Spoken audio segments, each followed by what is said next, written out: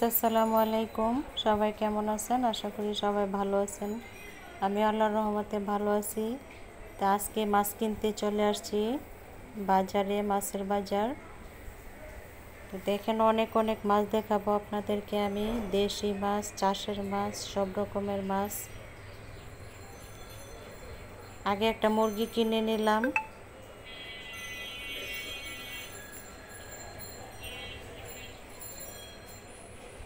এই যে এখানে চিংড়ি মাছ, কই মাছ, পাঙ্গাস মাছ, সব রকমের মাছ আছে। আগে ঘুরে ঘুরে দেখতেছি কি কি মাছ আছে। দেশি মাছ আছে, যেখানে বেলে মাছ, পুঁটি মাছ একসাথে মিলানো। এখানে হয়েছে পাবদা মাছ, ছোট মাছও আছে, মলা মাছ, ট্যাংরা মাছ। তো তারা যে থালা আছে, থালাতে বিক্রি করে, থালাগুলো মাঝখান দিয়ে উঁচা উঁচা, অল্প মাছ ধরে, অথচ তারা সাজায় রাখে। এই মাছগুলো 600 টাকা কেজি। এই থালার মাছগুলো 600 টাকা কেজি। এখানে মিক্স করা অনেক মাছ, অনেক রকমের মাছই পাওয়া যায়।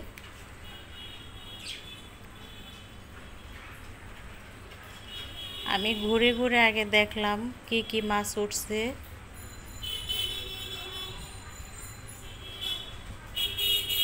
দেশি মাছ খেতে সবারই পছন্দ, সবাই দেশি মাছ পছন্দ করে।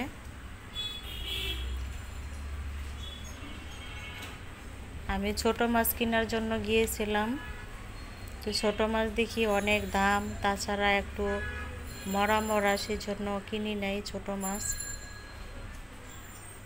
এই যে আইর মাছগুলো 1000 টাকা কেজি চাচ্ছে, খুবই দাম চাইলো।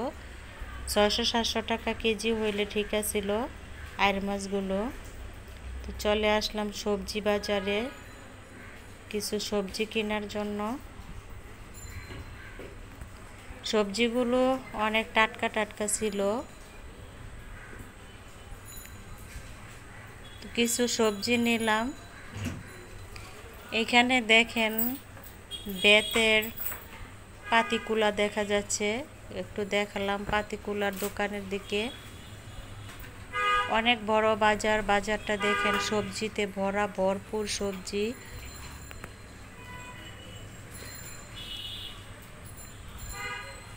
যে কোনো সবজি হোক, 60 টাকা 70 টাকার নিচে নাই, 80 টাকা।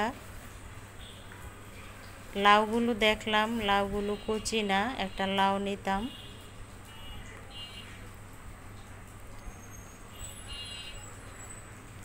তো অবশেষে আমি একটা কাতলা মাছ কিনে আনলাম।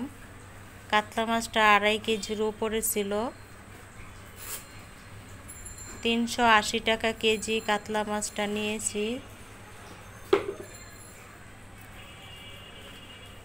2.5 কেজির উপরে কাতলা মাছটা আমি নিয়ে বাসায় চলে আসছি, কেটে নিয়ে আসছি। কেটে ধুয়ে এখন আমি রান্না করে নিব কাতলা মাছের মাথা। কাতলা মাছের মাথা আমি পেঁয়াজ টমেটো দিয়ে ভুনা করে নিব।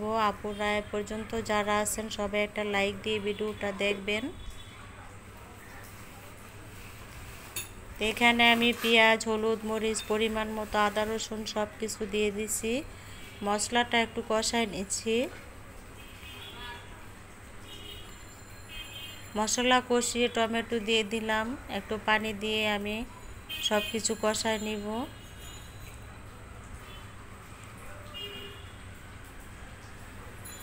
কাতলা মাছের মাথা অনেক বড়, পিস হয় অল্প। তাই কাতলা মাছের মাথাটা আমি এখন ভুনা করব, সাথে 4টা পিসও দিয়ে দিলাম। আমি ভাজবো না মাথাটা, আমি কাঁচা তো সবজিও দিব না, টমেটো দিয়ে এটা ভুনা করে নিব, কষিয়ে। ভাজা করব না, আরেকদিন ভাজা করে রান্না করব। মাথাটা বড়, সেজন্য আগে আমি পিসগুলো দিয়ে দিলাম। মশলা দিয়ে কষিয়ে আমি পিসগুলো নামিয়ে নিব। নামিয়ে তারপর আবার মাথাটা দিব, না হয় পিসগুলো ভেঙে যাবে।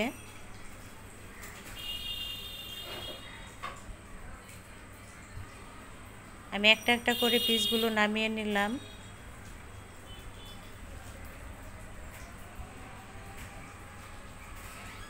এখন আমি মাছের মাথাটা দিয়ে দিব কষানোর জন্য।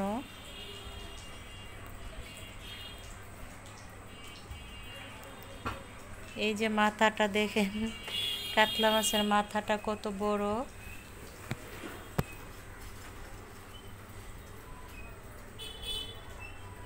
তাই আমি মাছের মাথাটা কষিয়ে নিচ্ছি।